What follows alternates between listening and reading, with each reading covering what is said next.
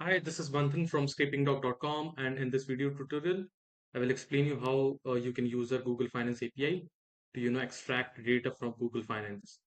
So before we start with this tutorial, let me just give you an overview like what you can build with this API. Like you can build an personal finance management app, or you can build something like a trading platform, or you can start a market research with this API, etc., etc.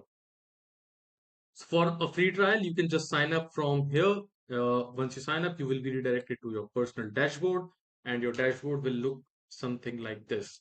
And this is our Google Finance scraper. Let me just try to scrape data from Tesla. This will be our query. Let me just hit try it button and wait for the response. This is JSON response from the API, and the response came very fast. This is the price, and this is the movement the API is showing, and this is the information we got from the Google Finance page. If you have if you want to customize and such, you know, or customize the data you are getting from this API, you can just take advantage of various parameters offered by this API, like for example, language.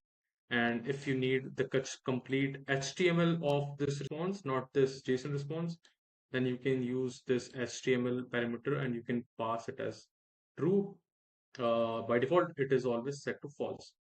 So if you have any questions regarding this API or any other API from scrapingdog.com, then you can reach out to me at info@scrapingdog.com. Thank you very much.